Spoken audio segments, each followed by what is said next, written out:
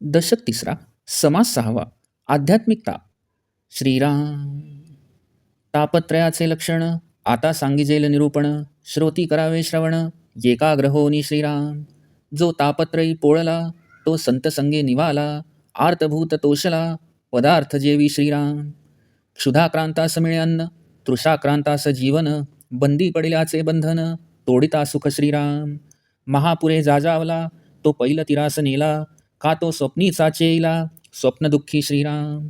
कोणी एकासी मरण, येता दिले जीवदान. संकटास निवारण, तोडिता सुख श्रीराम. रोगी आस औषध, सप्रचित आणि शुद्ध. तयासी होय आनंद, आरोग्य होता श्रीराम. तैसा संसारे दुःखवला, त्रिविध तापे पोळला. तोच एक अधिकारी झाला, परमार्थासी श्रीराम. ते त्रिविध तापते कैसे, आता बोलिजेत तैसे. ये विषयी एक असे, वाक्याधार श्रीराम. एक ताप आध्यात्मिक, दुजा तो आदिभूतिक. तिसरा आदि दैविक, ताप जाणावा श्रीराम. आध्यात्मिक तो कोण, कैसी त्याची ओळखण. आदिभूतिकांचे लक्षण, जाणीजे कैसे श्रीराम.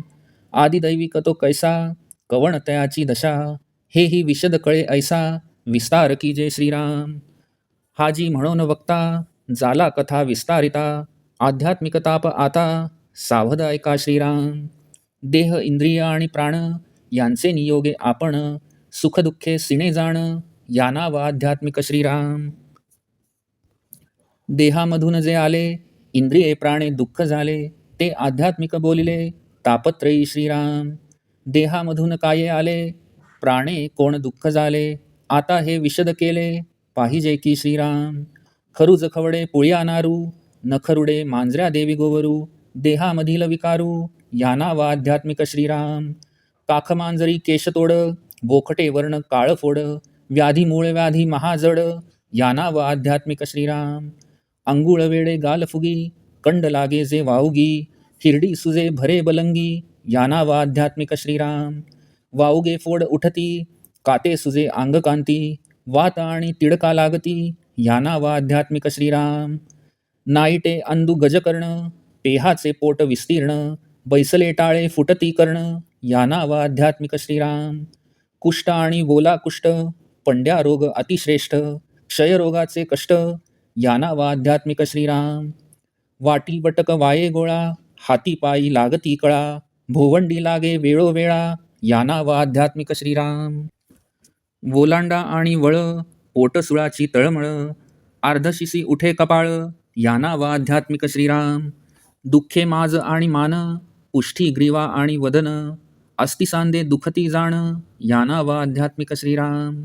कुळीक तरळ कामिणी, मुरमा सुंठरे माळिणी. विदेसी लागले पाणी, याना व आध्यात्मिक श्रीराम. जळसोस आणि हिवारे, गिरीविरी आणि अंधारे. ज्वर पाचाव आणि शारे, याना व आध्यात्मिक श्रीराम. शैत्य उष्णा आणि तृष्णा, क्षुधा निद्रा आणि दिशा. विषय तृष्णेची दुर्दशा, याना व आध्यात्मिक श्रीराम. आळसी मूर्ख आणि अपेसी, भय उद्भवे मानसी. विसराळू दुश्चित्त आहिर्निशी, याना व आध्यात्मिक श्रीराम. मूत्रकोड आणि परमे, रक्तपिती रक्तपरमे. खडा चढाचे श्रमे, याना व आध्यात्मिक श्रीराम. मुरडा हागवण उन्हाळे, दिशा कोंडता आंदोळे. ये कवेथा असोन न कळे, याना व आध्यात्मिक श्रीराम. गाठी ढळली जाले जंत, पडे आव आणि रक्त. अन्न तैसेची पडत, याना व आध्यात्मिक श्रीराम. पोटफुगी आणि तडस, भरला हीर लागला घास. फोडी लागता कासा विस, याना व आध्यात्मिक श्रीराम. उचकी लागली उसीत गेला, पित्त उसळले उलाट झाला. खरे पडसा आणि खोकला, याना व आध्यात्मिक श्रीराम. उसळला दमा आणि धाप, पडजीव ढासी आणि कफ. मोवा ज्वर आणि संताप, याना व आध्यात्मिक श्रीराम. कोणी सेंदूर घातला, तेणे प्राणी निर्भुजला. घशामध्ये फोड झाला, याना व आध्यात्मिक श्रीराम. गळसोट्या आणि जीभ झडे, सदामुखी दुर्गंधी पडे. दंतहीन लागती किडे, याना व आध्यात्मिक श्रीराम. जरंडी घोलाणा गंडमाळा, अवचिता स्वये फुटे डोळा. आपणची कापी अंगुळा, याना व आध्यात्मिक श्रीराम. कळा तिडका लागती, काते दंत उन्मळती. अधर जिव्हा रगडती, याना व आध्यात्मिक श्रीराम. कर्णदुःख नेत्रदुःख, नाना दुःखे घडे शोक, गर्भांध आणि नपुष्यक, याना वा आध्यात्मिक श्रीराम. फुले वडस आणि पडळे, कीड गरता रातांधळे, दुश्चित्त भ्रमिष्ट आणि खुळे, याना वा आध्यात्मिक श्रीराम. मुके बधीर राखोंडे, थोटे चळले आणि वेडे, पांगुळ कुऱ्हे आणि पावडे, याना वा आध्यात्मिक श्रीराम. तारसे घुले काणे कैरे, गारोळे जामून टाफरे, षडांगुळे गेंगाणे विदरे, याना वा आध्यात्मिक श्रीराम. दांतिरे बोचिरे घानाळ, घ्राणहीन श्रोत्रहीन बरळ, अतिकृश अतिस्थूळ, याना वा आध्यात्मिक श्रीराम. तोंतरे बोबडे निर्बळ, रोगी कुरूप कुटिळ, मत्सरी खादाड तपिळ, याना वा आध्यात्मिक श्रीराम. संतापी अनुतापी मत्सरी, कामिक हेवा तिरस्कारी, पापी अवगुणी विकारी, याना वा आध्यात्मिक श्रीराम. उठवणे ताठा करक, आवटळे आणि लचक, सुजी आणि चालक, याना वा आध्यात्मिक श्रीराम. सल आडवे गर्भपात, स्तन गुंते सनपात, संसार कोंडे आपमृत्य, याना वा आध्यात्मिक श्रीराम. नखविखा आणि हिंगुर्डे, बाष्ट आणि वावडे, उगीच दात खीळ पडे, याना वा आध्यात्मिक श्रीराम. झडती पाती सुजती भवया, नेत्री होती राझण वडिया, चाळसी लागे प्राणिया, याना वा आध्यात्मिक श्रीराम. वांग तीळ सुरमे लासे, चामखीळ गलंडे मसे, चुकूर होईजे मानसे, याना वा आध्यात्मिक श्रीराम. नाना फुग आणि आवाळे, आंगी दुर्गंधी प्रबळे, चाई चाटी लाळगळे, याना वा आध्यात्मिक श्रीराम. नाना चिंतेची काजळी, नाना दुःखे चित्तपोळी, व्याधी वाचून तळमळी, याना वा आध्यात्मिक श्रीराम. वृद्धपणीच्या आपदा, नाना रोग होती सदा, देह क्षीण सर्वदा, याना वा आध्यात्मिक श्रीराम. नाना व्याधी नाना दुःखे, नाना भोग नाना खांडके, प्राणी तळमळी शोके, याना वा आध्यात्मिक श्रीराम. ऐसा आध्यात्मिक ताप, पूर्व पापाचा संताप, सांगता सरेना अमूप, दुःख सागर श्रीराम. बहुत काय बोलावे, श्रोती संकेते जाणावे, पुढे बोलीजे स्वभावे, आदिभौतिक श्रीराम. इति श्रीदासबोधे गुरुशिष्य संवादे आध्यात्मिक तापनाम समास 6वा समाप्त.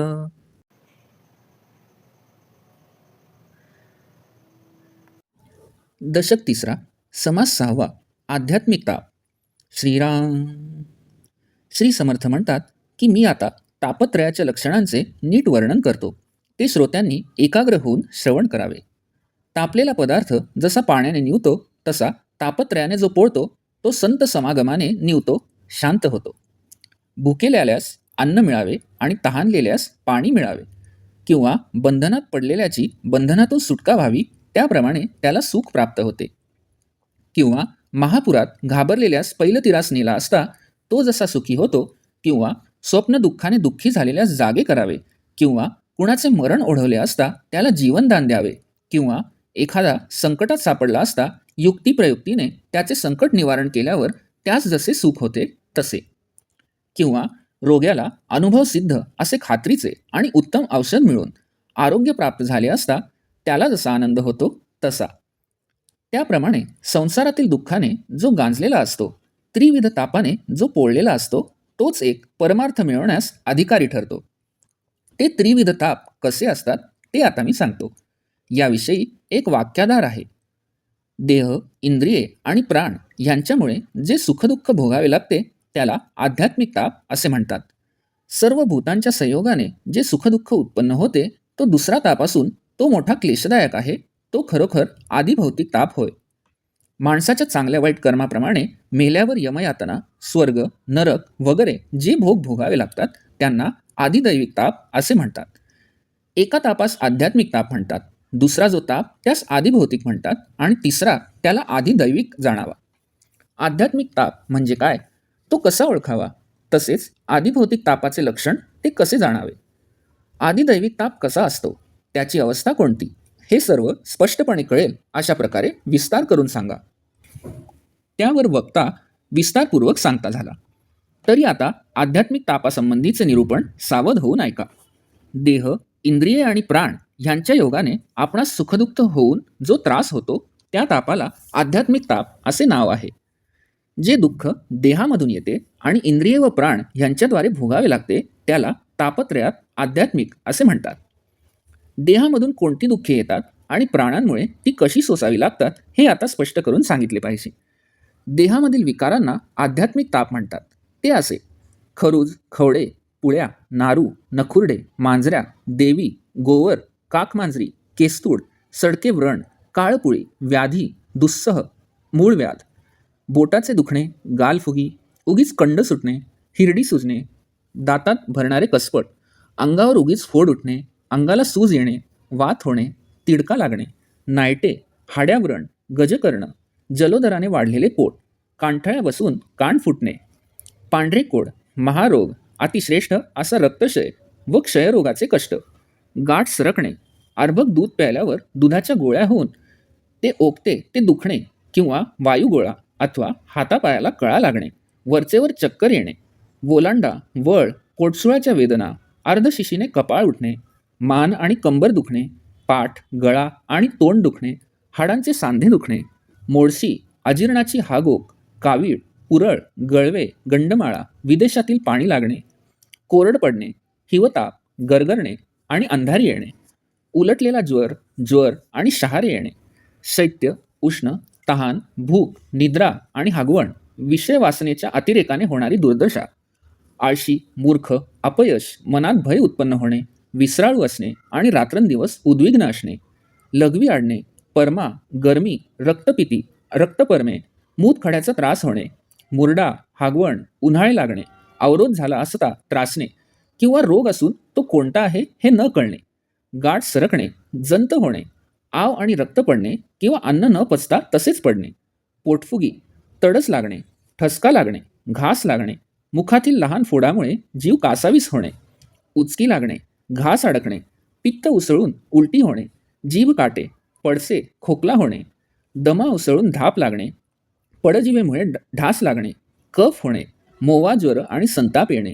कोणी शेंदूर खायला घातल्याने मनावर परिणाम होणे, घशामध्ये फोड येणे, घटसर्प आणि जीभ झडणे, तोंडाला सदा दुर्गंधी येणे, दात पडून हिरड्यांना कीड लागणे, पांथरी वाढणे, घोळणा फुटणे, गंडमाळा, अकस्मात डोळा फुटणे, आपलेच बोट आपण कापून घेणे, कळा व तिडका लागणे, दात उपटले जाणे, दातांनी ओठ किंवा जीभ चावली जाणे, कान ठणकणे, डोळे दुखणे, नाना प्रकारच्या दुःखामुळे शोक होणे, गर्भांध किंवा नपुंसक असणे, डोळ्यात फूल पडणे, वडस वाढणे, मोतीबिंदू, काचबिंदू होणे, पापण्यांना कीड पडणे, डोळे असून न दिसणे, रातांधळेपणा, दुश्चित्तपणा, भ्रमिष्टपणा, खुळेपणा, मुकेपणा, बधीरपणा, ओठ तुटणे, हात तुटणे, वृत्ती चळणे, वेडेपणा, पांगळेपणा, आखूड पाय असणे, कुबड असणे, तारवटलेले डोळे असणे, वाकडी मान असणे, तिरळेपणा, घारे डोळे असणे, अति ठेंगणेपणा, सारखे ठेचकाळणे, हाताला 6 बोटे असणे,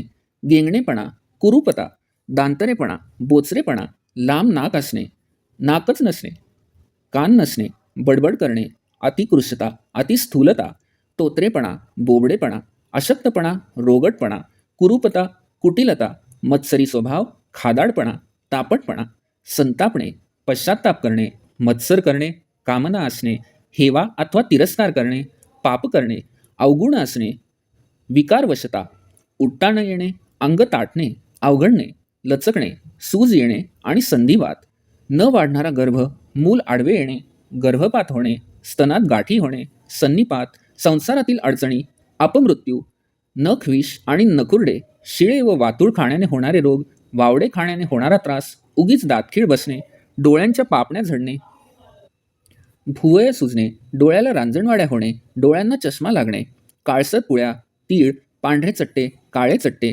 चामखीळ, गालगुंड, केसाळ काळे चट्टे, मनाने भ्रमिष्ट होणे, अंगावर येणारे फुगवटे, आवाळे, अंगाला अत्यंत दुर्गंधी येणे, डोक्यावरील केस गळून चट्टे पडणे, तोंडातून लाळ गळणे, नाना प्रकारच्या चिंतेने काळवडणे, नाना दुःखांनी चित्त पोळून निघणे, काही आजार नसून जीवाची तगमग होणे, वृद्धपणाच्या यातना, सदा काही ना काही रोग होणे, देह नेहमी क्षीण असणे, नाना रोग व नाना प्रकारचे दुःख, नाना भोग, अनेक जखमा, यामुळे माणसाला दुःख होऊन तळमळणे, अशा प्रकारचे आध्यात्मिक ताप हे पूर्वजन्मातील पातकांचे फळ असते.